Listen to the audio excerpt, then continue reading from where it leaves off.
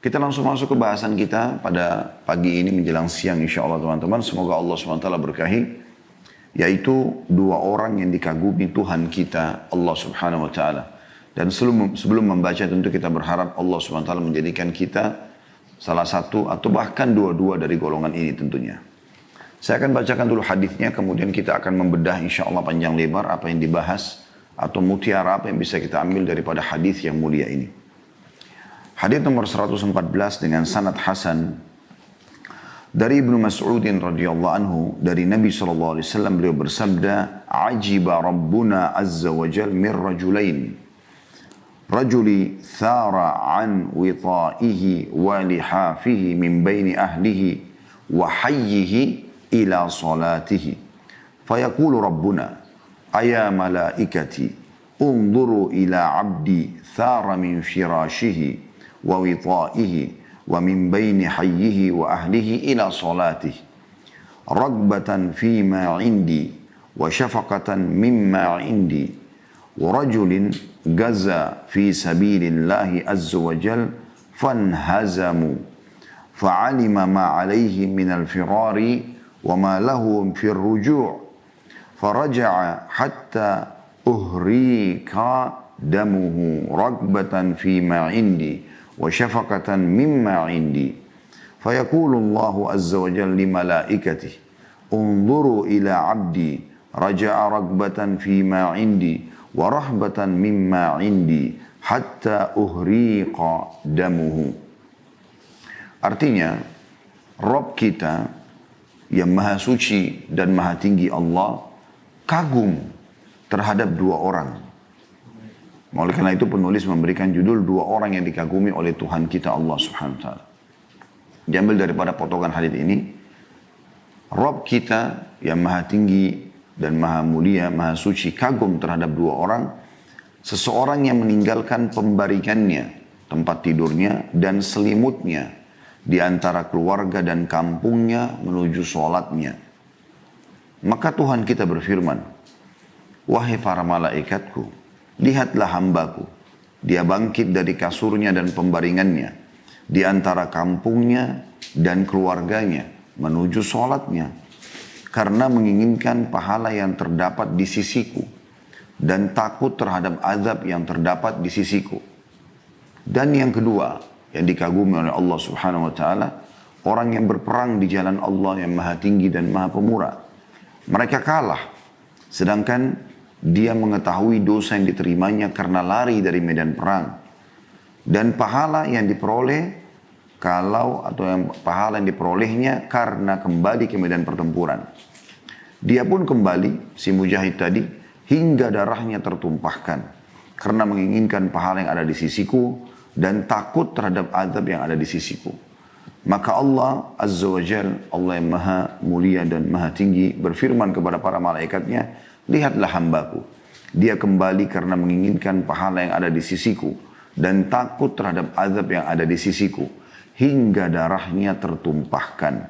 Diriwayatkan Ahmad dan juga Abu Dawud. Seperti biasa teman-teman sekalian, insya Allah kita akan coba bedah ya, hadis ini.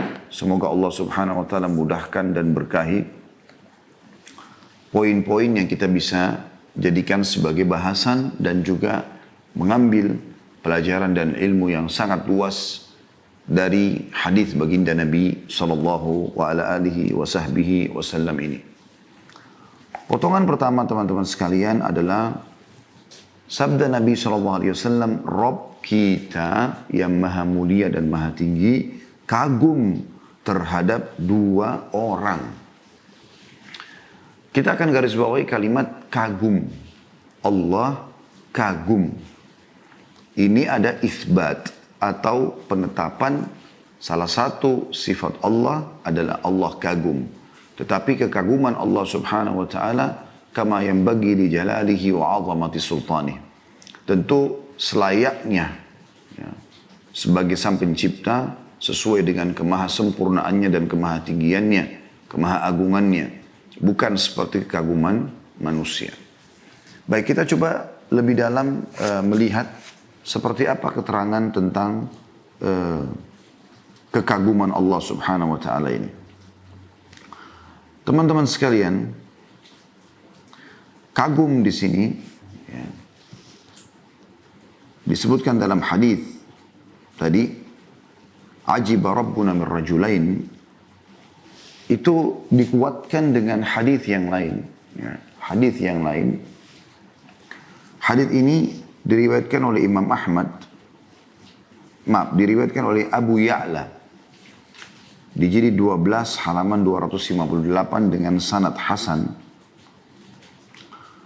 yang berbunyi, wa idza dhahika fi mautini fala hisab alai. Jika Allah tersenyum, Allah kagum kepada seorang hamba, maka dia tidak akan dihisab lagi. Maksudnya hamba tersebut tidak akan dihisab. Oleh karena itu Allah tidak kagum dengan semua hambanya. Anda lihat bagaimana dalam hadis ini disebutkan Allah kagum kepada dua orang atau dua golongan. Bukan semua hambanya. Karena kalau Allah sudah kagum, berarti Allah tidak akan menghisap lagi hamba tersebut.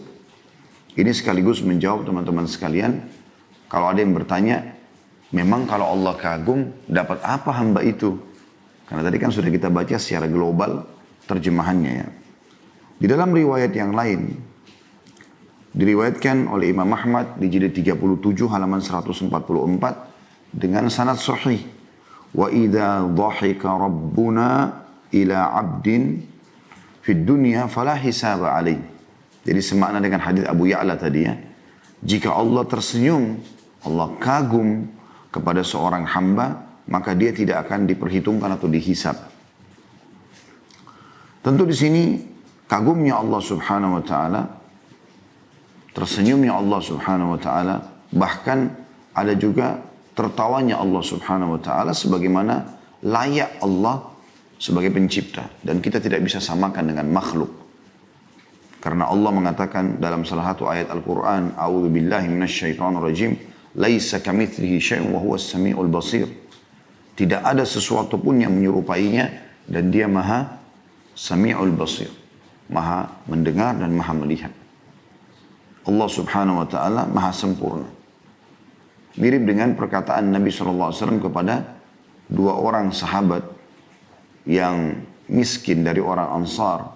Namun pada saat baginda Nabi SAW berkata kepada orang-orang di masjid, siapa yang akan menjamu saudaranya ini? Kebetulan di situ ada orang muhajir, satu orang, belum ada yang menjamunya dari orang Madinah. Maka spontan orang Ansar ini mengatakan, saya ya Rasulullah. Saya ya Rasulullah. Padahal dia orang miskin, dia susah. Tapi dia tidak mau kehilangan keutamaan. Maka dia pun membawa tamunya pulang. Setelah Nabi SAW mengatakan, bawalah saudaramu ini. Tiba di rumah, sahabat Ansar ini bertanya kepada istrinya, apakah kita punya makanan? Apa kau punya makanan? Dia mengatakan tidak ada kecuali sisa makanan bayi saja. Maka dia mengatakan baik, buatkan saja. Buatkan saja. Kemudian padamkan lampu. Nah, biarkan tamu kita makan. Padahal malam itu mereka sendiri suami istri belum makan, anaknya pun yang belum makan. Anaknya pun yang masih kecil, berapa bulan belum makan. Maka mereka pun melakukan lalu dipadamkan lampu sehingga tamu menganggap pada saat dihidangkan silakan makan. Ini yang kami miliki misalnya. Lalu dipadamkan lampu biasanya isyarat orang sudah makan tinggal tidur gitu. Maka tamunya pun makan. Keesokan paginya subuh hari si Ansar datang ke masjid lalu Nabi SAW berkata tentang dia dan istrinya. Dhahikallahu al-laila au ajiba min fa'alikuma fa'anzalallahu al-hashr. Lalu Allah kagum, Allah tertawa. Ya. Makanya di sini kita juga mengambil makna tertawa, tersenyum, disamakan dengan kagum. Kalaupun ada bertanya, karena dalam hadis ini seperti itu kurang lebih. Dhahikallahu al-laila au ajiba. Allah itu tertawa tadi malam atau semalam atau dia kagum. Gitu kan. Dikatakan begitu. Dari perbuatan kalian berdua. Maksudnya si suami istri tadi ini. Mereka semalam suntuk kelaparan sama anaknya, tapi demi menghormati tamunya. Lalu Allah menurunkan firman-Nya dalam surah Al-Hasyr ayat 9 yang bunyinya a'udzubillahi minasyaitonirrajim wa yu'thiruna 'ala anfusihim walau kana bihim khasasah wa man yuqa syuhha nafsihi fa ulaika humul muflihun. Dan mereka kaum Ansar lebih mengutamakan kaum Muhajirin atas diri mereka sendiri, meskipun mereka juga memerlukan ya, apa yang mereka berikan itu. Dan siapa yang dijaga dari sifat kekikirannya, terkikis habis sifat kikirnya, maka mereka adalah orang-orang yang beruntung. Dan memang Allah Subhanahu wa taala memuji mereka orang-orang Ansar ya, suka sekali memberikan ya, kepada orang-orang ya apa yang mereka miliki. Bahkan ada di antara mereka yang punya rumah di sebelah masjid Nabi SAW. Lalu mereka berikan kepada orang-orang muhajir, mereka pun pindah ke pinggiran Madinah. Anda bayangkan kalau di Jakarta Anda punya rumah di Menteng, kemudian Anda tinggalkan itu. Ya. Anda tidak di situ. Seperti itulah ya. Dan ini subhanallah satu hal yang luar biasa.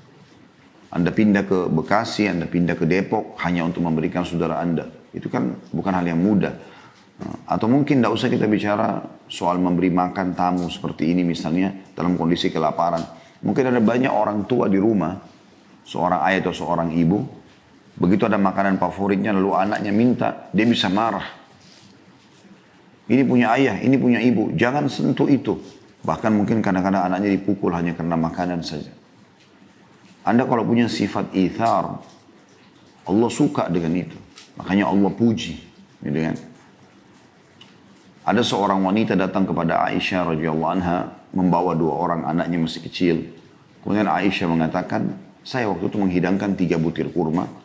Saya berikan kepada ibu itu dan 1 dia memberikan yang 2-nya sisanya kepada masing-masing anaknya. Sambil ngobrol rupanya, anak-anaknya sudah memakan kurma dan mereka minta yang ada di tangan ibunya. Anda kalau seorang ibu bayangkan kejadian ini ya. Anda lagi pengen makan kurma itu, mungkin kue lebaran, mungkin sepotong roti kesukaan, mungkin sepotong buah gitu kan. Lalu kemudian anak Anda tadi sudah makan. Mungkin Anda akan marah, kan tadi sudah nak, ini punya ibu kan juga mau makan, ayah juga mau makan bisa. Tapi apa yang terjadi pada ibu ini berbeda. Aisyah pun mengatakan saya kagum dengan perbuatan ibu ini. Tiba-tiba tuh anaknya minta, dibagi 2 kurma itu dikasih kepada anaknya, padahal dia sendiri belum mencicipinya. Maka kata Aisyah, saya kagum dengan perbuatan ibu ini dan kemudian saya sampaikan kepada Nabi SAW pada saat Nabi masuk ke dalam rumah. Dan tamunya sudah pulang tentunya ya. Ya Rasulullah, begini tadi kejadiannya. Apa jawaban Nabi SAW? Bayangkan ini, hanya ithar mendahulukan orang lain. Ya. Maka dikatakan Nabi SAW perempuan itu ya, menjadi ahli surga atau akan menjadi ahli surga. Karena perbuatan ini membawa dia masuk ke dalam surga. Seperti itulah. Allah Subhanahu wa taala juga kagum dengan anak muda. Tentu di sini dalam hadis disebutkan 2 ya. Di dalam hadis yang riwayat Imam Ahmad kata Nabi SAW, yu'jibu rabbuka min syabin laysat lahu sabwah. Sesungguhnya Tuhanmu atau Tuhan kalian kagum kepada anak muda yang tidak mengikuti sabwah. Dan sabwah artinya hawa nafsu yang cenderung pada perbuatan maksiat. Ya. Dia tidak ugal-ugalan, tidak ikutin seks bebas, minuman keras, coba ini, coba itu. Karena umumnya anak muda seperti itu. Tapi Allah kagum justru anak muda yang luar biasa. Mereka justru di masa mudanya hafal Al-Quran, di masa mudanya mereka sholat malam, di masa mudanya mereka bakti sama orang tua. Maka ini juga ada kalimat kagum, yu'jib. Seperti itulah. Ini pelajaran pertama daripada hadis kita. Kemudian teman-teman sekalian, kita akan masuk ke potongan yang kedua dari hadis. Allah kagum terhadap 2 orang. Yang pertama adalah seseorang yang meninggalkan pembaringannya dan selimutnya di antara keluarga dan kampungnya menuju sholatnya. Menuju sholatnya. Di sini teman-teman memiliki 2 makna. Bisa bermakna dia bangun pada saat dia lagi enak-enaknya tidur, di atas tempat tidurnya yang empuk, apalagi kayak zaman kita sekarang di udara yang sejuk, dinginnya AC, ada istri di sebelah, ya, yang mungkin bisa melayani dia setiap saat, gitu kan. Justru dia bangun untuk mengerjakan sholat malam. Ini berarti dia bangun meninggalkan ranjangnya, sementara keluarganya ada di situ, lagi tidur, istrinya maksudnya, gitu kan. Mungkin kalau perempuan, suaminya, gitu kan, yang bisa dia nikmati biologis bersama-sama. Dan kampungnya maksudnya, sementara seluruh kondisi kampungnya juga lagi tertidur, sebagaimana pasangannya. Ini makna yang pertama. Makna yang kedua adalah juga sama, dia terbangun, meninggalkan keluarganya, tempat tidurnya, selimutnya. Kemudian dia juga meninggalkan atau melewati perkampungannya menuju ke masjid di sholat subuh. Jadi bisa berbicara tentang keutamaan sholat malam di rumah atau keutamaan sholat di masjid. Seperti itu kurang lebih. Jadi makna di sini di antara keluarganya dan kampungnya. Bisa bermakna tadi adalah dia bangun di rumahnya saja dia sholat malam. Jadi dia tinggalkan ranjang istrinya, ranjang suaminya untuk sholat malam, sementara pasangannya lagi istirahat tidur, lagi enak-enaknya tidur, dan orang kampungnya pun begitu, lagi senyap semuanya. Atau bisa bermakna dia meninggalkan ranjangnya dan juga dan melewati perkampungan-perkampungan atau rumah-rumah di perkampungan itu menuju ke masjid untuk sholat. Kurang lebih seperti itu. Kita akan bahas dulu teman-teman sekalian tentang masalah pasangan yang bangun di malam hari, ya. Pasangan yang bangun di malam hari, dan ini bagian daripada agama kita. Hanya saja dianjurkan agar pada saat Anda bangun sholat malam, ajak pasangan Anda. Bangunkan dia, supaya Anda selain mendapatkan keutamaan sholat malam, Anda juga akan mendapatkan doa Nabi SAW, mendapatkan rahmat. Renungi hadisnya, di mana Rasulullah SAW dalam hadis An-Nasa'i dengan sanad sahih bersabda, rahimallahu rajulan qama minal laili fa shalla wa ayqadha imra'atahu fa shallat fa in abat rasya fi wajhiha al-ma'. Rahimallahu imra'atan qamat minal laili fa shallat wa ayqadhat zawjaha fa shalla fa in aba rasyat fi wajhihi al-ma'. Semoga Allah senantiasa merahmati seorang laki-laki atau suami yang bangun di waktu malam, lalu sholat. Dan ia pun membangunkan istrinya, lalu istrinya juga ikut sholat. Di sini rahmat Allah Subhanahu Wa Taala datang kepada dia, selain memang sudah punya keutamaan sholat malamnya, dan sepertiga malamnya kalau di sepertiga malamnya, tapi khusus mengajak pasangan sholat ini dapat doa rahmat. Ayo sholat yuk, kita ajak. Apalagi kalau pasangannya ikut sholat, dia juga dapat pahalanya. Bila istrinya tidak mau bangun, ia percikkan sedikit air ke wajahnya. Maksudnya untuk menghilangkan kantuknya. Begitu juga sebaliknya, kata Nabi SAW, semoga Allah merahmati seorang perempuan atau istri yang bangun di waktu malam, lalu ia sholat. Dan ia pun membangunkan suaminya. Bila suaminya enggan untuk bangun, ia pun memercikkan air ke wajahnya. Nah, berarti ini memang ada anjuran untuk bangun sholat malam dan menjadikannya sebagai program dalam rumah tangga. Seperti itulah, program dalam rumah tangga, saling membangunkan. Ya. Di sini perlu digarisbawahi, ada sebuah poin penting sekali, walaupun bukan sesuatu yang sangat besar, tetapi faedahnya luar biasa, yaitu potongan sabda Nabi SAW, semoga Allah merahmati seorang laki-laki yang bangun di waktu malam lalu sholat. Perhatikan, lalu sholat. Artinya dia wudu, kemudian dia sholat. Mungkin dia sholat 2 rakaat dulu misalnya. Ya. Dan setelah itu ia pun membangunkan istrinya. Dan istrinya ikut sholat. Jadi bisa bermakna membangunkan pasangan pada saat selesai wudu, bangunkan pasangan untuk sholat sama-sama yuk gitu loh ya. Kemudian dia sholat. Kalau pasangannya bangun, alhamdulillah. Kalau tidak, dia sholat, kemudian dia percikan air di wajahnya. Atau dia bangun, dia sholat dulu 2 rakaat. Ya. Setelah dia sholat, kemudian dia bangunkan keluarganya. Ayo ikut sholat yuk, misalnya. Tapi dia udah ada sholat yang dia kerjakan gitu kan. Supaya pada saat dia ajak pasangannya sholat, memang dianya sendiri sudah mengerjakan itu. Sehingga dia masuk juga dalam hukum yang lain, yaitu memanggil orang lain mengerjakan sementara dia sudah mempraktekkannya. Ini sendiri punya hukum syar'i di sini. Ya. Dan ini kepekaan dalam memahaminya tentu teman-teman sekalian. Jadi memang dia mengamalkan dulu baru kemudian dia membangunkan pasangannya. Juga bisa bermakna, dan ini juga masuk dalam makna hadis adalah dia bangun sholat malam, kemudian dia bangunkan keluarganya. Ayo sholat yuk. Misalnya belum mau bangun. Dia sholat dulu. 2 rakaat salam, dia bangun lagi. Ayo sholat yuk. Belum mau bangun. Dia sholat lagi kembali. Kalau dia sudah bangunkan bolak-balik tidak mau, dipercikkanlah air di wajahnya. Seperti itulah. Dan percikan air ini, kata para ulama atau sebagian ulama, dilakukan pada saat sudah dibangunkan ya, berulang kali dan dia tidak mau. Jadi bukan baru, ayo bangun, langsung dipercikin. Bukan begitu. Tetapi dia memang dibangunkan dengan penuh cinta, kasih sayang.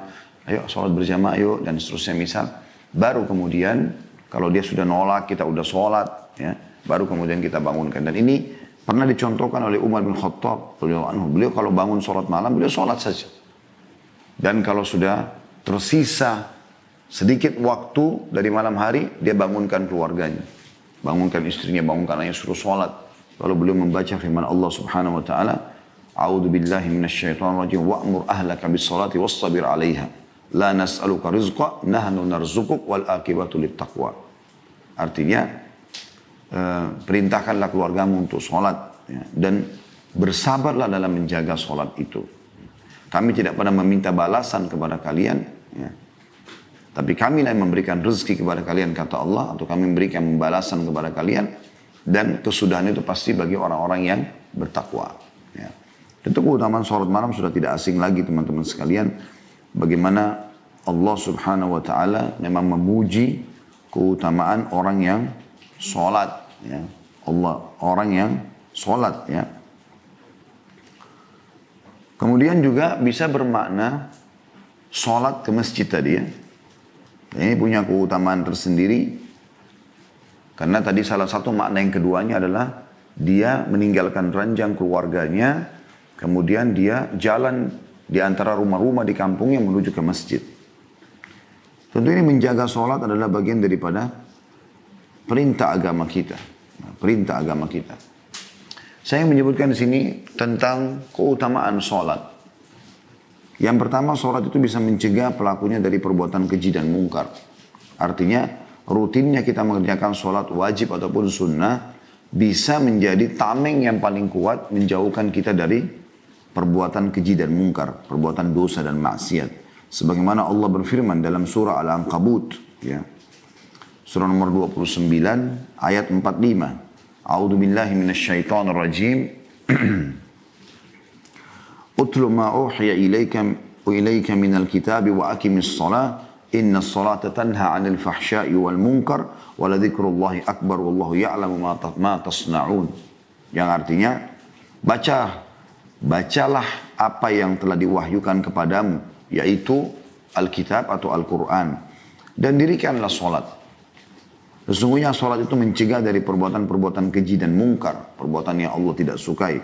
Dan sungguhnya mengingat Allah, maksudnya sholat, adalah lebih besar keutamannya dari ibadah-ibadah yang lain. Dan Allah mengetahui apa yang kamu kerjakan. Yang kedua, sholat merupakan amalan terbaik setelah 2 kalimat syahadat. Berdasarkan hadits Abdullah bin Mas'ud radhiyallahu anhu, beliau berkata, Sa'altu Rasulullah sallallahu alaihi wasallam ayyul amali afdal? Qala as-salatu li waqtiha. Qala qultu thumma ay? Qala birrul walidain. Qala qultu thumma ay? Qala al-jihadu fi sabilillah. Aku pernah bertanya kepada Rasulullah sallallahu alaihi wasallam, amal apa yang paling afdal, yang paling besar pahalanya? Maka Nabi SAW menyebutkan yang pertama, yang paling afdal, yang paling Allah cintai, paling besar pahalanya, salat tepat waktu. Kemudian aku berkata, apalagi ya Rasulullah? Setelah itu, beliau mengatakan bakti kepada kedua orang tua. Lalu aku berkata lagi, lalu apalagi ya Rasulullah? Maka Nabi SAW mengatakan jihad ke jalan Allah atau di jalan Allah. Salat ini teman-teman sekalian, di keutamaan yang selanjutnya adalah bisa membersihkan segala macam dosa-dosa. Jadi bisa mencegah dari kemungkaran, bisa juga membersihkan segala macam dosa. Diambil daripada hadis Jabir radhiyallahu anhu, dia mengatakan bahwasanya Rasulullah SAW bersabda, "Mathalus salawatil khamsi kamathali nahrin jarin ghamrin ala babi ahadikum yagtasilu minhu kulla yawmin khamsa marrat." Salat fardu yang 5 itu, subuh, duhur, asar, maghrib, isya, seperti sebuah sungai yang airnya mengalir deras di depan rumah atau depan pintu rumah seseorang di antara kalian.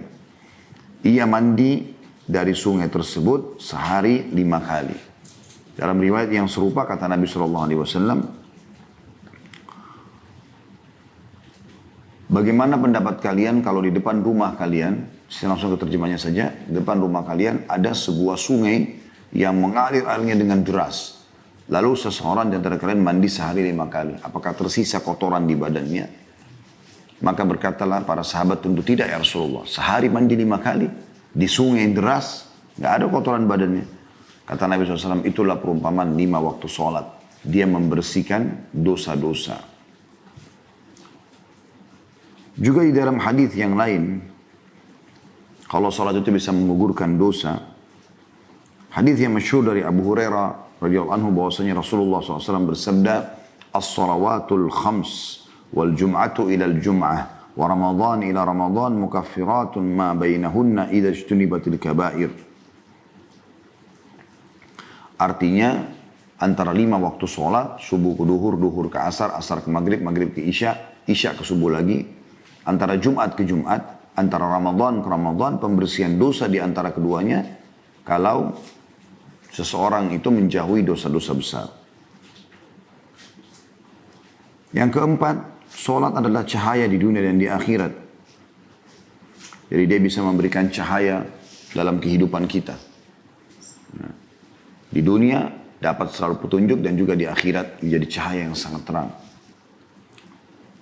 Sesuai dengan hadis Abdullah bin Amr radhiyallahu anhu, beliau mengatakan Nabi SAW bersabda, "Man hafadha 'alaiha," tentang salat 5 waktu ya, "kanat lahu nuran wa burhanan wa najatan yaumal qiyamah, wa man lam yuhafidh 'alaiha lam yakun lahu nurun wala burhan wala najah wa kana yaumal qiyamati ma'a Qarun wa Fir'aun wa Haman wa Ubay bin Khalaf."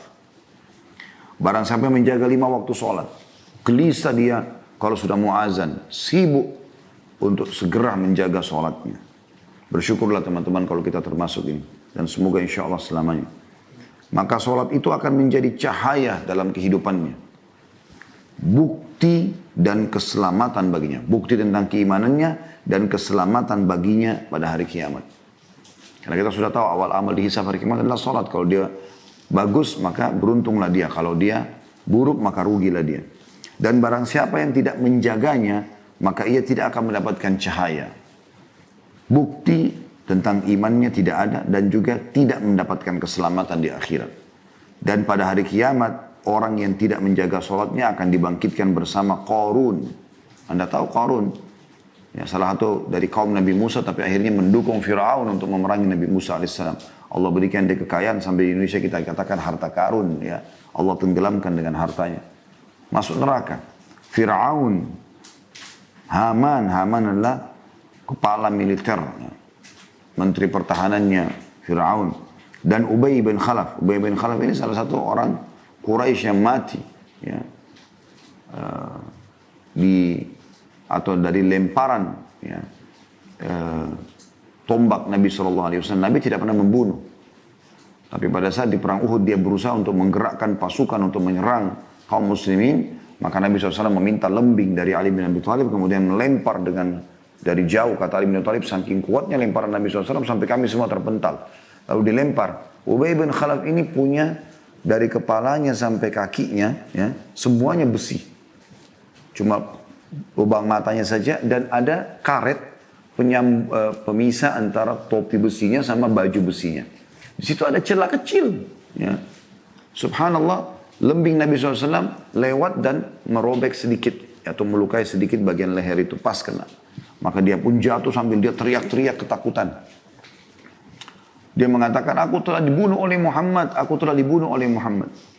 Lalu kata orang-orang pada saat mendekatinya, kau tidak ada apa-apa, cuma luka kecil saja. Dia mengatakan, kalau seandainya Muhammad meludahiku sekarang aku akan mati karena takutnya. Dan ternyata betul, luka itu membesar, membusuk, dan akhirnya dia mati gara-gara itu. Lalu kata Nabi SAW pada saat mendengar dia mati, sesungguhnya murka Allah memuncak pada seseorang yang dibunuh oleh nabinya. Kebetulan Ubay ini bin Khalaf ini suka waktu di Mekah, dia punya kuda besar gitu, dan dia suka pakai baju perang. Kalau dia lewat depan Nabi, dia mengatakan, Muhammad, saya akan bunuh kau dengan menggunakan kudaku ini. Kata Nabi SAW, saya insya Allah akan membunuh kau dengan di atas kudamu itu. Dan ternyata terbukti. Dan ini semua adalah orang-orang ahli neraka yang Allah Subhanahu Wa Taala masukkan, ya, mereka di dalam neraka. Dan bagi orang yang tidak sholat, tidak menjaga sholatnya, akan dibangkitkan bersama orang-orang yang na'udzubillah. Di dalam riwayat lain, Abu Malik Al-Asy'ari radhiyallahu anhu menyebutkan, was-salatu nur, dan sholat itu cahaya dalam kehidupan. Juga hadis Buraidah radhiyallahu anhu bahwasanya Nabi SAW bersabda, "Basyiril masya'ina fil dhulmi ilal masajid bin nurit tam yaumal qiyamah." Berilah kabar gembira bagi orang yang berjalan ke masjid dalam keadaan gelap subuh hari, ya, bahwa ia akan mendapatkan cahaya yang sempurna pada hari kiamat. Jadi punya keutamaan sholat itu. Gitu kan. Yang kelima, Allah mengangkat derajat dan menghapuskan, ya, Allah mengangkat derajat dengan sholat itu sendiri. Sebagaimana sabda Nabi SAW dari hadis Thauban radhiyallahu anhu, "Alaikum bikathratis sujud fa innaka la tasjudu lillahi sajdatan illa rafa'aka Allah biha darajah wa hatta anka biha al-khati'ah." Yang artinya, perbanyaklah sujud. Perbanyaklah sujud. Karena kamu tidak sujud sekali saja untuk Allah. Tentu sini maksud adalah sholat terutama, ya. Kecuali Allah akan angkat derajatmu. Satu kali sujud, satu derajat. Dan akan dibersihkan darimu satu dosa. Aman yang luar biasa. Yang keenam, sholat termasuk faktor yang paling utama membawa orang masuk ke dalam surga. Ya. Disebutkan dari hadis Rabi'ah bin Ka'ab Al-Aslami radhiyallahu anhu, beliau berkata, "Kuntu abitu ma'a Rasulillah sallallahu alaihi wasallam fa'ataituhu biwudu'ihi wa hajatihi faqala li sal faqultu as'alaka murafaqataka fil jannah qala aw ghayra dhalik qultu huwa dhak qala fa'inni ala nafsika bikathratis sujud." Pernah satu malam, aku bersama Rasulullah SAW, lalu aku mendatangi beliau. Maksudnya untuk menemani beliau dan ikut sholat bersama beliau. Dengan membawakan air wudhu dan keperluan beliau untuk persiapan sholat malam. Sallallahu Alaihi Wasallam. Lalu beliau Sallallahu Alaihi Wasallam berkata, mintalah sesuatu. Kau minta sesuatu, kau butuh sesuatu. Maka sahabat ini pintar sekali, cerdas. Ya, dia mengatakan, iya, aku meminta kepadamu agar aku nanti dapat bersamamu di surga. Di mana anda di surga, aku ada di situ. Maka kata Nabi SAW, ada permintaan lain. Dia mengatakan, itulah permintaan utama saya. Kata Nabi SAW, kalau begitu, tolong aku untuk mewujudkan keinginanmu itu dengan engkau memperbanyak sujud. Ya. Ini menandakan teman-teman sekalian, kalau sholat termasuk penyebab masuknya orang ke dalam surga di sini, ya. Karena memang dengan banyak sujud berarti bisa masuk surga bahkan bersama Nabi alaihi salatu wassalam. Ya. Tentu hadis-hadis ini hadis sahih semua, ya. Diriwayatkan oleh Bukhari, Muslim, Ahli Sunan dan seterusnya. Begitu juga teman-teman sekalian, kita masuk ke lebih dalam masalah tadi, makna yang kedua dari hadis ini yaitu pergi ke masjid ya. Walaupun sekarang masa pandemi ini kita tidak ke masjid dulu dan itu bagian juga dari maqasid syari'iyah. Karena nggak mungkin kita menuju ke masjid sekarang untuk kumpul rame-rame gitu kan. Sebagaimana sudah keluar fatwa ulama, kita bicara ini hukum syar'i berlaku seterusnya. Kalau corona ini hanya sebentar, hanya sementara gitu. Ya. Anda kalau menuju ke masjid, melangkah, akan dicatat kebaikan, pahala sendiri setiap langkahnya. Meninggikan derajat, menghapus dosa. Dalam hadis yang sahih dari Abu Hurairah radhiyallahu anhu bahwasanya Rasulullah SAW bersabda, "Man tatahhara fi baitihi, thumma masya ila baiti min buyutillah, liyaqdiya faridatan min faraidillah, kanat khutuwatuhu, khatwatahu ihdahuma tahuttu khati'a wal ukhra tarfa'u darajat." Barang sampai bersujud di rumahnya, lalu ia berjalan menuju ke salah satu dari rumah-rumah Allah untuk menunaikan sholat fardu, maka yang satu langkahnya dari dua langkahnya akan menghapus dosanya, yang satu lagi akan meninggikan derajatnya. Hadis sahih riwayat Muslim. Juga sabda Nabi SAW, "Idza tawadda ahadukum fa ahsana al-wudu, thumma kharaja ila al-masjid, lam yarfa qadamahu al-yumna illa kataba Allah azza wa jalla lahu hasana, wa lam yadha qadamahu al-yusra illa hatta Allah azza wa jalla anhu sayyi'ah." Jika salah seorang di antara kalian berwudu, dia berwudu dengan baik dan benar, dia sempurnakan, lalu dia keluar menuju ke masjid, maka dia tidak mengangkat kaki kanannya untuk melangkah kecuali Allah menuliskan satu kebaikan setiap langkah. Setiap kaki kanan, ya, kita kan biasa angkat kanan, kiri di bawah. Kita angkat kiri, kanan di bawah gitu kan. Setiap diangkat kanan, maka dicatatkan satu pahala. Ya. Dan kaki kirinya, kalau diangkat maka menghapuskan satu dosa. Saya pernah coba teman-teman itu. Saya pernah ngontrak sebuah tempat waktu itu di Makassar. Atau awal-awal kami balik dari Madinah dulu. Awal saya menikah tahun 99. Saya kontrak sebuah rumah. Rumah itu berhadapan langsung dengan masjid. Jadi hanya ada ukuran mungkin 2 mobil pas ngepres di dalam sebuah jalan kecil gitu ya. Kalau kita hitung 2 mobil ngepres sekali, itu 2 di situ bisa. Cuma melangkah. Ya mungkin ukuran berarti sekitar 4 meter atau 4,5 meter ya. Antara rumah kontrakan ini sama masjid. Saya pernah hitung dari pintu rumah, ya, dari pintu rumah.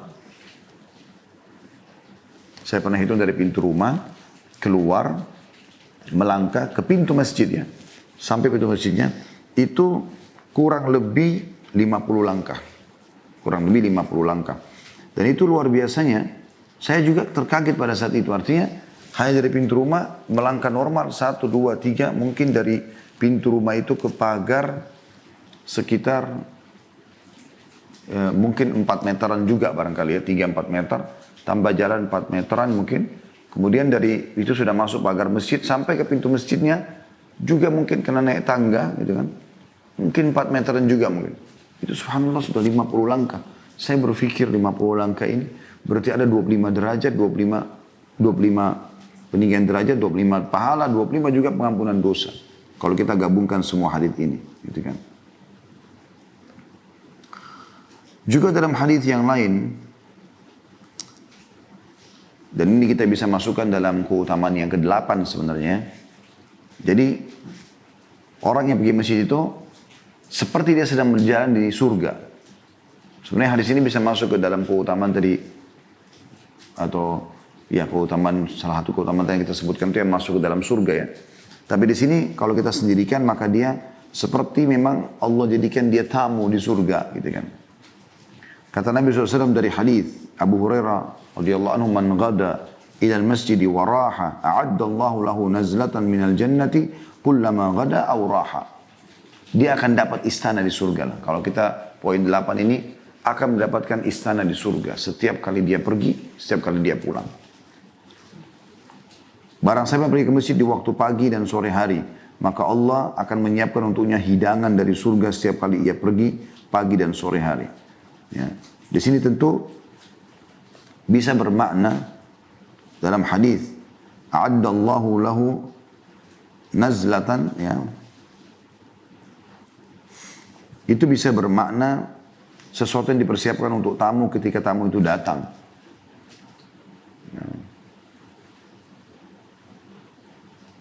Kemudian yang kesembilan, dengan sholat juga Allah akan menyelamatkan hambanya pada hari kiamat. Karena dia adalah amal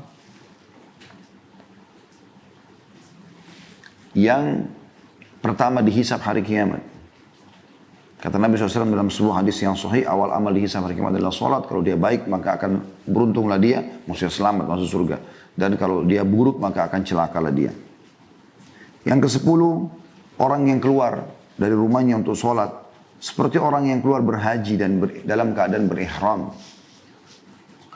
Sebagaimana hadis Abu Umamah radhiyallahu anhu bahwasanya Rasulullah SAW bersabda, "Man kharaja min baitihi mutatahhiran ila salatin maktubatin atau ila salati maktubah, fa ajruhu ka ajril hajjil muhrimi, wa man kharaja ila tasbihid duha la yunsibuhu illa iyyahu fa ajruhu ka ajril mu'tamir."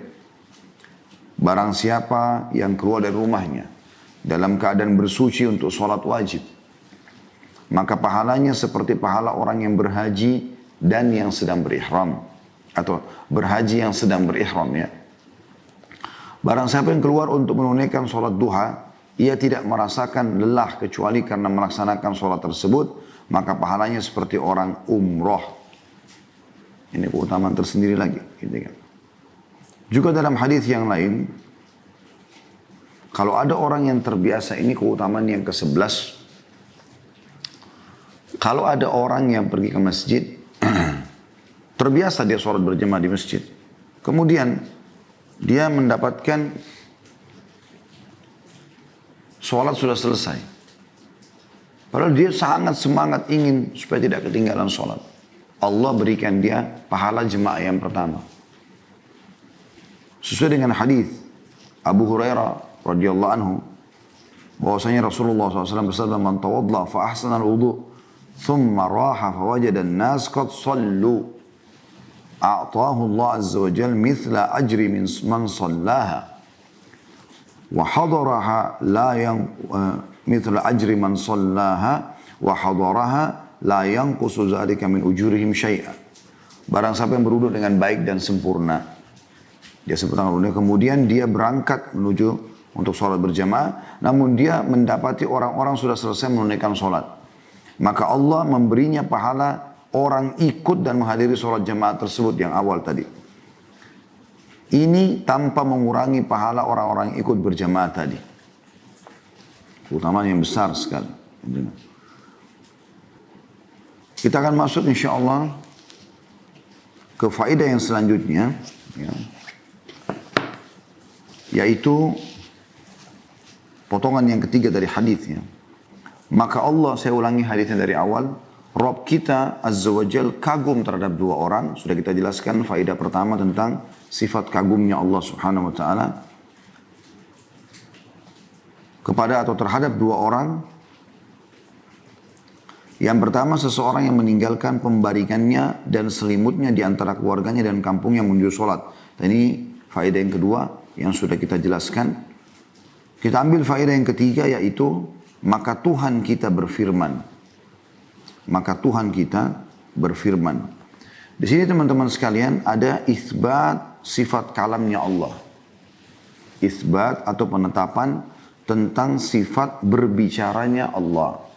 Ya. Sedikit kita bahas tentang faedah yang ketiga ini teman-teman sekalian. Bahwasanya Allah Subhanahu wa Ta'ala berbicara. Dan ini diimani apa adanya.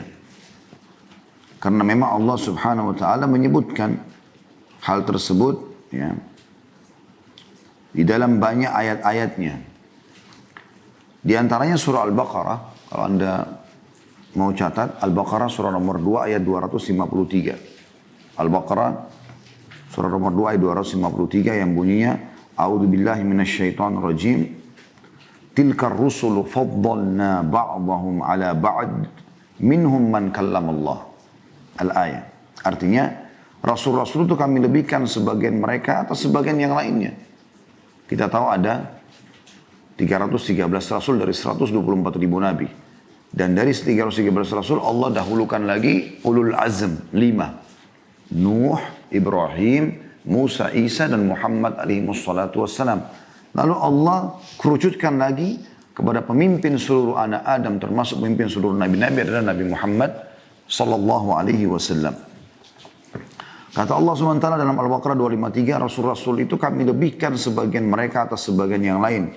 Di antara mereka ada yang Allah berkata-kata secara langsung dengannya. Atau berbicara langsung dengannya. Jadi Allah menyebutkan masalah itu. Begitu juga dalam surah An-Nisa. Surah nomor 4 ayat 164. Ya, An-Nisa. Surah nomor 4 ayat 164. Di mana Allah subhanahu wa ta'ala memastikan. Kalau Allah berbicara sama Musa langsung alaihi salatu wassalam. A'udhu billahi minasyaitan rajim. Wa kallamallahu Musa taklima. Dan Allah berbicara secara langsung kepada Musa. Ini tentu dalil yang paling kuat tentang Allah subhanahu wa ta'ala memang berbicara langsung. Ya, karena ada kalimat langsung. Wa kallamallahu Musa taklima. Dan Allah subhanahu wa ta'ala berbicara dengan suara yang terdengar. Sebagaimana Allah menjelaskan di dalam Al-Quran. Di dalam surah Maryam, surah nomor 19, ayat 51 sampai 52. Surah Maryam, surah nomor 19 ayat 51 sampai 52 yang bunyinya A'udzu billahi minasyaitonir rajim wadhkur fil kitabi Musa innahu kana mukhlasan wa kana rasulan nabiyya wa nadainahu min janibit turil aymani wa qarrabnahu najiyya, yang artinya ceritakanlah hai Muhammad kepada mereka kisah tentang Musa dalam Alkitab atau dalam Al-Quran. Sesungguhnya ia adalah seorang nabi yang dipilih dan seorang rasul dan juga nabi. Dan kami telah memanggilnya dari sebuah atau sebelah kanan gunung Tur dan kami telah mendekatkannya kepada kami di waktu dia munajat kepada kami. Di sini firman Allah SWT dan kami memanggilnya. Ya. Wa nadainahu ya. Dan kami memanggilnya dari sebelah kanan gunung. Ya. Ini memanggil di sini bahasa Arabnya adalah an-nida, dan Syekh Islam Ibnu Taimiyah rahimahullah berkata, nida dalam bahasa Arab ya, adalah suara yang tinggi ataupun keras. Istilah nida tidak dipergunakan pada sesuatu yang tidak ada suaranya, baik hakiki maupun kiasannya. Jika nida adalah jenis suara dalam kurung atau suara yang keras, ya, dalam penjelasan para Ibnu Taimiyah, maka sesuatu yang menunjukkan kepada jenis otomatis menunjukkan jenis tersebut, atau maksudnya pasti berarti ada suara di sini. Diambil dari Majmu' Fatawa jilid 6 halaman 531. Ibnu Taimiyah juga berkata rahimahullah, Allah Azza wa Jalla telah memberitakan nida atau panggilannya kepada para hambanya dalam Al-Quran pada 10 tempat lebih, dan nida itu tidak terjadi kecuali dengan suara berdasarkan kesepakatan ahli bahasa dan seluruh manusia. Bisa lihat Minhajus Sunnah jilid 5 halaman 423. Dan tentang pembicaraan Allah subhanahu wa ta'ala dengan suara yang didengar juga disebutkan dalam hadith-hadith yang sahih. Di antaranya hadith Abu Sa'id al-Hudri radhiyallahu anhu yang sahih. Beliau berkata bahwasanya Rasulullah SAW bersabda, ya, Yaqulullahu azza wa jalla yaumal qiyamah ya Adam. Yaqulu labbaika rabbana wa sa'daik. Fayunada bisawt. Inna Allah ya'muruka an tukhrija min dhurriyyatika ba'than ilan nar. Qala ya Rabbi. Wa ma ba'thun nar. Qala min kulli alfin ya, tis'atin wa tis'in. Yang artinya, kata Nabi SAW, Allah akan berfirman pada hari kiamat, hai Adam, menyerunya. Adam menjawab, aku menemu panggilanmu. Dan seluruh ya, kebahagiaan dari sisimu. Kemudian, Adam dipanggil dengan satu suara, sungguhnya Allah memerintahkanmu untuk mengirimkan sebagian anak cucumu menuju ke neraka. Maka Adam berkata, wahai Rabbku, apakah kiriman ke neraka itu atau berapa jumlah mereka? Allah menjawab, untuk setiap 1000 orang 999. Di sini tentu hadits Bukhari ya. Dan ini ada keterangannya. Waktu itu para sahabat sempat kaget dan mengatakan, atau pada saat itu orang-orang pada bingung ya. Dari 1000 orang 999 ya, masuk ke neraka, cuma satu yang selamat. Maka orang semua ketakutan gitu. Berarti tidak selamat kecuali cuma dari 1001 saja. Maka Nabi SAW mengatakan, terimalah berita gembira, karena sesungguhnya yang 999 itu dari Ya'juj Ma'juj. Yang 999 dari Ya'juj dan Ma'juj. Dan satu itu dari kalian. Karena memang Ya'juj Ma'juj ini ada bahasan sendiri ya. Mereka memang kaum yang sangat banyak, berlipat ganda dari jumlah kita. Ini kalau teman-teman mau lebih jauh bisa ikuti ceramah kami tentang tanda-tanda hari kiamat. Karena ini bahasanya panjang ya. Sekarang sudah menjelang sekitar hampir jam 12. Nah kita imani, teman-teman sekalian, sifat kalamnya Allah SWT ini, sebagaimana Allah sebutkan dalam Al-Quran, dalam surah Asy-Syura, surah nomor 42 ayat 11, ini selalu jadi standar. Ayat ini dalam sama nama dan sifat Allah dan tidak boleh dialihkan. A'udzu billahi minasyaitonir rajim, laisa kamitslihi syai' wa huwas samiul basir.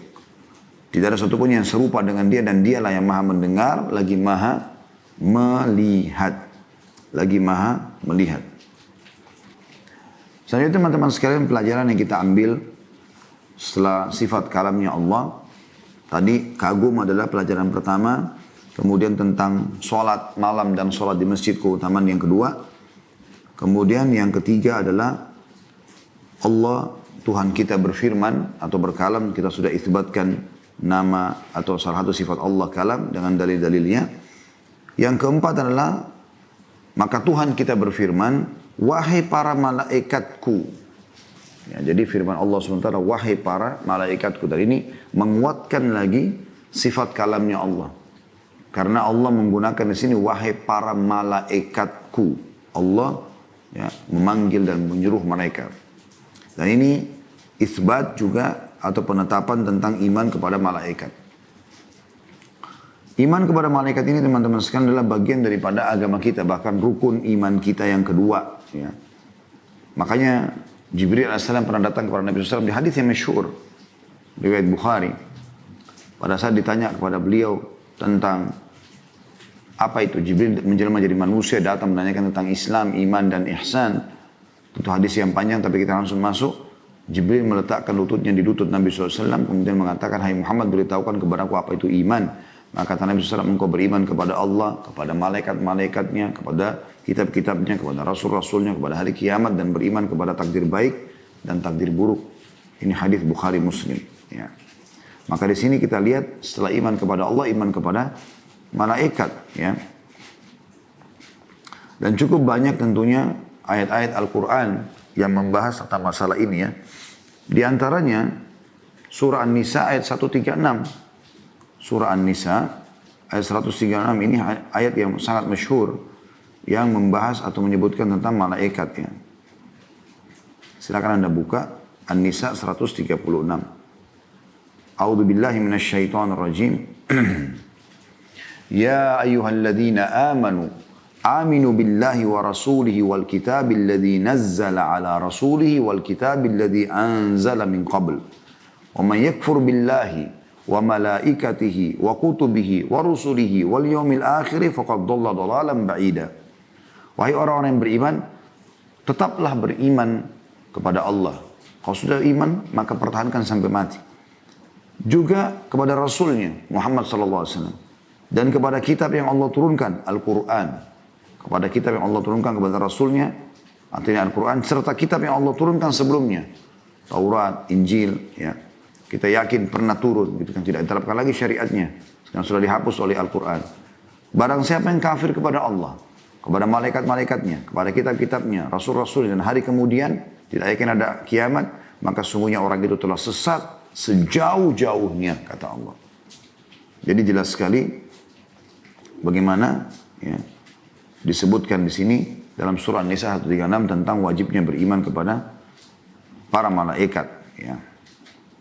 Syekh Shalih bin Abdul Aziz Al-Syekh hafizahullah, beliau mengatakan batas minimal iman kepada malaikat adalah keimanan bahwasanya Allah menciptakan makhluk yang bernama malaikat. Mereka adalah hamba-hamba Allah yang senantiasa taat kepadanya. Mereka merupakan makhluk yang diatur sehingga tidak berhak diibadahi sama sekali. Di antara mereka ada malaikat yang ditugasi untuk menyampaikan wahyu kepada Nabi. Diambil daripada buku Syarah Al-Arabin Nabawi yang ditulis oleh beliau Syekh Shalih Al-Syekh. Gitu kan. Dan kalau teman-teman mau lebih jauh mendengarkan atau membaca tentang malaikat tentu banyak sekali. Ya. Tetapi ada surah-surah khusus memang di mana ya Allah Subhanahu Wa Taala sebutkan tentang malaikat itu. Seperti misal, Anda bisa coba buka surah nomor 77 dalam Al-Quran. Ya. Di situ memang Allah sebutkan namanya Al-Mursalat, surah Al-Mursalat. Surah nomor 77. Dan itu teman-teman sekalian artinya malaikat-malaikat yang diutus. Surah Al-Mursalat surah nomor 77 ada 50 ayat. Kita baca ayat-ayat pertamanya. A'udzu billahi minasyaitonir rajim. Bismillahirrahmanirrahim. Wal mursalati urfa. Dan malaikat-malaikat yang diutus untuk membawa kebaikan. Jadi memang Allah SWT sebutkan mereka. Malaikat-malaikat yang diutus untuk membawa kebaikan. Membagi rezeki, menurunkan hujan dan seterusnya. Ayat keduanya. Fal'asifati asfa. Dan malaikat-malaikat yang terbang dengan kencangnya. Karena memang mereka diciptakan punya sayap. 2, ya, 3 dan 4. Dan yang paling besar adalah Jibril AS memiliki 600 ekor sayap. Ayat 3-nya. Wan-nashirati nashra. Dan malaikat-malaikat yang menyebarkan rahmat Tuhannya dengan seluas-luasnya. Kemudian yang keempat, fal-fariqati farqa. Dan malaikat-malaikat yang membedakan antara hak dan batil dengan sejelas-jelasnya. Jadi kalau seseorang bisa menipu temannya, atasannya, ya, pasangan hidupnya, maka malaikat tidak bisa. Malaikat bisa membedakan mana yang benar, mana yang salah. Allah berikan mereka ya, ilmu itu. Ayat 5-nya, fal-mulkiyati dzikra. Dan malaikat-malaikat yang menyampaikan wahyu. Ini 5 ayat pertama disebutkan tentang mereka.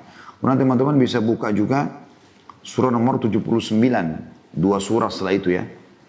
Surah An-Nazi'at. Atau malaikat-malaikat yang mencabut nyawa. Allah menyebutkan di ayat pertamanya. A'udzubillahi minasyaitonirrajim. Surah nomor 79. Wan-Nazi'ati gharqa. Demi malaikat-malaikat yang mencabut nyawa dengan keras. Ini khusus untuk orang-orang kafir. Wa na'udzubillah. Ayat keduanya. Wan-nashitati nashta. Dan malaikat-malaikat yang mencabut nyawa dengan lemah lembut. Ini khusus untuk orang-orang beriman. Dan insya Allah kita termasuk ini. Ayat 3-nya. Was-sabihati sabha. Dan malaikat-malaikat yang turun dari langit dengan cepat. Jadi kecepatan mereka luar biasa. Karena mereka diciptakan juga dari cahaya. Dan Allah berikan mereka kelebihan itu. Yang ayat 4-nya. Fas-sabiqati sabqa. Dan malaikat-malaikat yang mendahului dengan kencang. Dan ayat 5-nya ini yang perlu kita garis bawahi. Ya. Atau diantaranya kita garis bawahi adalah. Fal-mudabbirati amra. Dan malaikat-malaikat yang bertugas mengatur urusan dunia. Ya, seperti misalnya mengatur populasi manusia, tumbuh-tumbuhan, hewan-hewan, mengatur lautan, sungai, hutan-hutan, segala macam, kadar udara, kadar air, kadar api dan segala macam hal. Nah, ini kita wajib mengimaninya. Ya, wajib mengimaninya. Ini pelajaran yang keempat, ya. Lalu Allah, saya ulangi dari awal, Rabb kita Azza wa Jal kagum terhadap 2 orang. Yang pertama seseorang yang meninggalkan pembaringannya dan selimutnya di antara keluarga dan kampungnya menuju sholatnya. Maka Tuhan kita berfirman, wahai para malaikatku. Lalu Allah berfirman kepada mereka, lihatlah hambaku. Dia bangkit dari kasurnya dan pembaringannya di antara kampungnya dan keluarganya menuju sholatnya. Sudah kita jelaskan tadi ini maknanya. Karena menginginkan pahala yang terdapat di sisiku dan takut terhadap azab yang terdapat di sisiku. Dan ini konsep dasar ibadah ya bagi kaum muslim, yaitu mereka berada di antara 2 ini. Menginginkan pahala dan takut dari azab. Ya. Mengharap sekali masuk surga dan takut juga masuk neraka. Sehingga dia selalu maksimal dalam ibadah, dia juga maksimal dalam menjauhi neraka. Maksimal ibadah agar masuk surga, maksimal juga takut karena hati-hati jangan sampai masuk ke dalam api neraka. Ini yang Allah SWT gabungkan di sini. Jadi kalau mau dapat keutamanya harus menggabungkan dua hal ini. Dan ini yang biasa disebut dengan khauf dan roja. Khauf dan roja ini salah satu konsep dasar yang harus difahami oleh setiap muslim.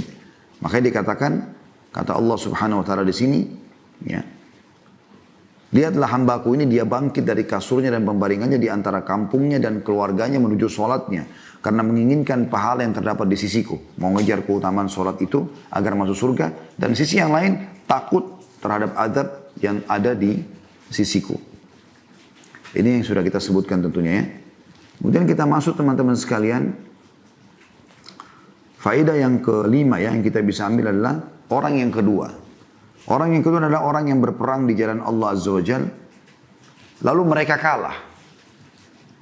Berperang tapi kalah. Gitu kan. Apa yang harus dilakukan sekarang orang kalah ini? Orang biasanya kalah mundur. Gitu kan. Melarikan diri misalnya. Tapi perhatikan di sini. Orang yang Allah kagumi ini justru orang-orang yang berperang di jalan Allah. Lalu mereka kalah. Sedangkan dia, salah satu daripada mujahid itu, mengetahui dosa yang diterimanya karena lari dari medan perang. Kita tahu tidak boleh lari dari medan perang. Nanti akan saya jelaskan insya Allah itu. Dari satu sisi dia tahu kalau dia lari, ini ada bagian daripada dosa besar. Bahkan dapat murkanya Allah. Sisi yang lain, dan dia tahu pahala yang diperoleh karena kembali ke medan perang. Boleh terus lagi kembali ke medan perang walaupun dia sendiri lawan musuh. Dia bisa mati syahid, bisa masuk surga. Ya, atau Allah janjikan kemenangan. Tidak ada kata kalah bagi seorang muslim. Kalau dia terbunuh, dia mati syahid, berarti dia beruntung, itu target utamanya. Atau dia menang. Maka dia pun akhirnya memilih untuk kembali ke medan perang. Walaupun dia sendirian. Sampai darahnya tertumpahkan. Apakah dia luka atau dia sampai terbunuh mati syahid.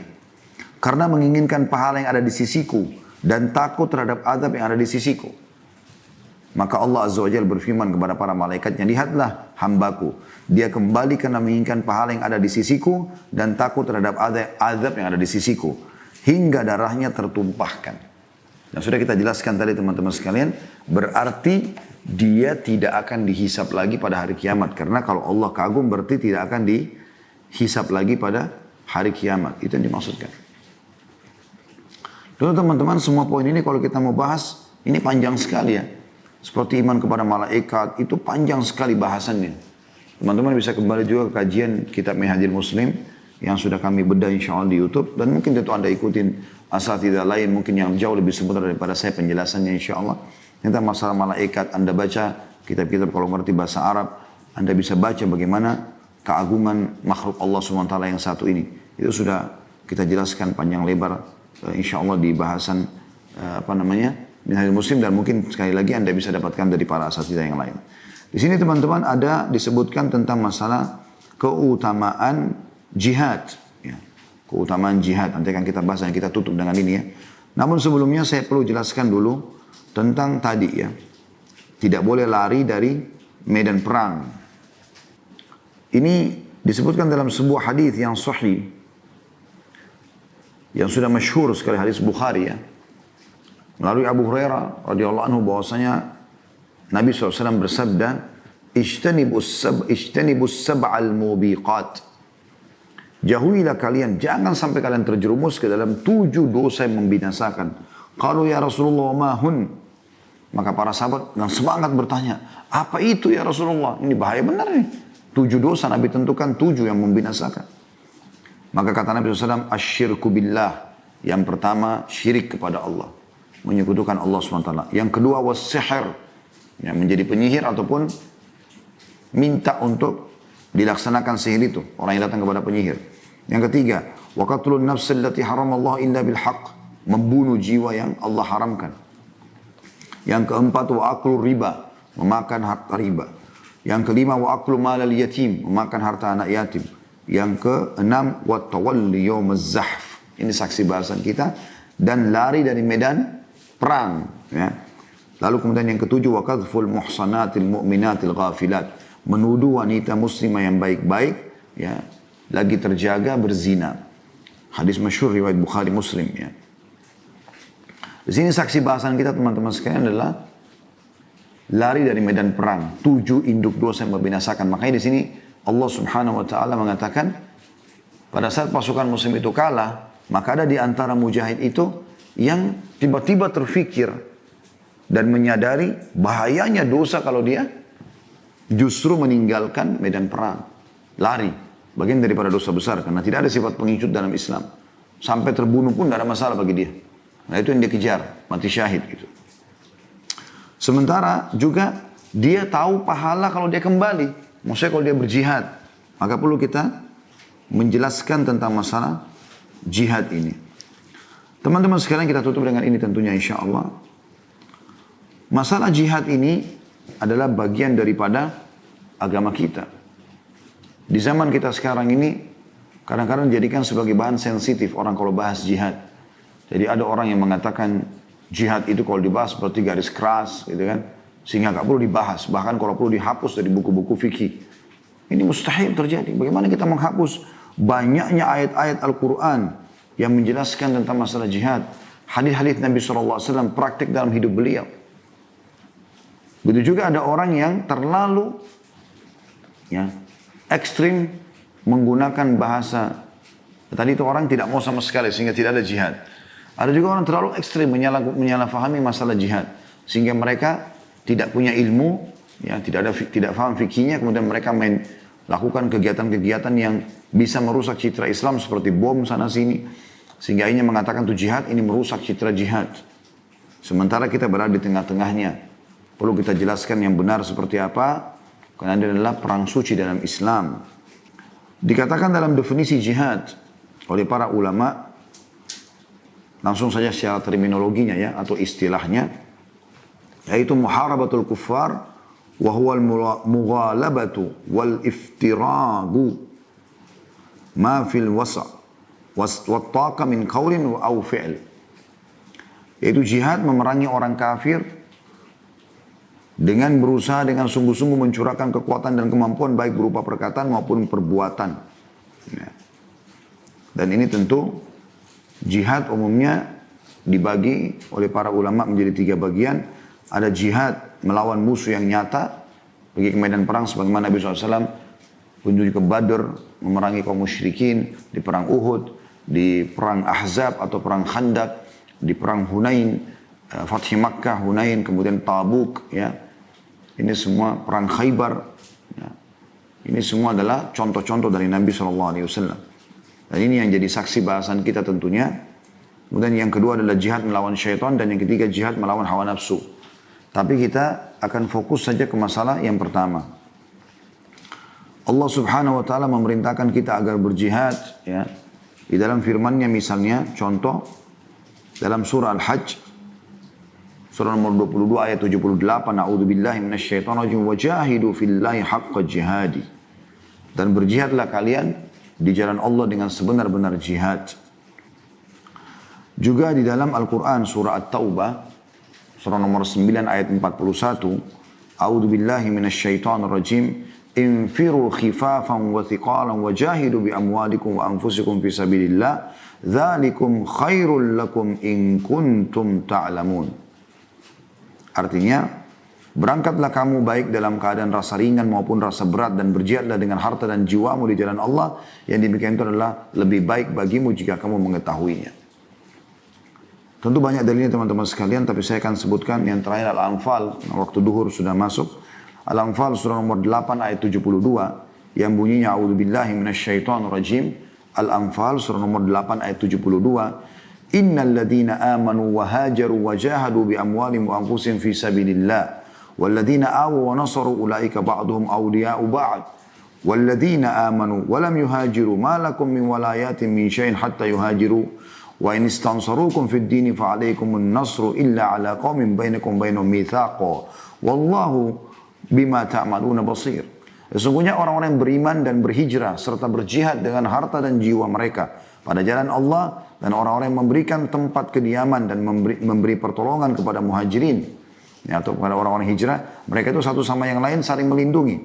Dan terhadap orang-orang yang beriman tetapi belum berhijrah, maka tidak ada kewajiban sedikit pun bagi melindungi mereka sampai mereka berhijrah. Ini cerita tentang orang-orang Mekah yang belum hijrah ke Madinah. Yang sudah hijrah, tolong mereka. Yang belum hijrah, Allah mengatakan tidak perlu kalian bantu mereka. Tapi jika mereka meminta pertolongan kepadamu dalam urusan pembelaan agama, maka kamu wajib memberikan pertolongan kecuali terhadap kaum yang terikat perjanjian antara kamu dengan mereka. Dan Allah maha melihat apa yang kamu kerjakan. Ya. Kemudian, Al-Hafidh Ahmad bin Ali bin Hajar, atau Ibnu Hajar dikenal dengan Al-Asqalani, rahimahullah berkata, yang wafat tahun 853 Hijriah, jihad menurut syarak adalah mencurahkan seluruh kemampuan untuk memerangi orang-orang kafir di saat dibutuhkan. Dan tentu ini ada bahasan yang cukup panjang lebar berhubungan dengan masalah jihad. Seingat saya di salah satu bahasan kita sudah pernah bahas itu. Tentang masalah jihad ini di bahasan kita yang lalu-lalu. Intinya dan juga tidak asing lagi, sudah banyak sekali saya bahas di serial Sahabat. Teman-teman bisa kembali ke YouTube insya Allah, karena hampir semua sahabat yang kita bahas terlibat dalam peperangan bersama Nabi SAW. Dan kita selalu menyebutkan tentang keutamaan jihad, keutamaan mati syahid. Ya. Itu semua dalam Islam punya kemuliaan. Karena keterbatasan waktu saya tidak bisa membahas itu semuanya sekarang. Dan cukuplah kita jelaskan tadi, bahwasanya dalam hadis ini dijelaskan faedah yang kita ambil. Yaitu bagaimana kalau seseorang, Allah kagum dengan seseorang yang pergi berperang, kemudian dia kalah. Nah pada saat dia kalah, pilihannya orang kalah biasanya lari supaya tidak ditawan atau dibunuh. Ternyata dia justru mengingat pada saat itu, kalau dia lari dari medan perang, dosanya besar. Kemudian kalau dia kembali, pahalanya besar. Maka dia pilih untuk kembali sampai dia terbunuh. Maka orang ini, Allah subhanahu wa ta'ala tidak akan hisab dia pada hari kiamat. Allahu Akbar.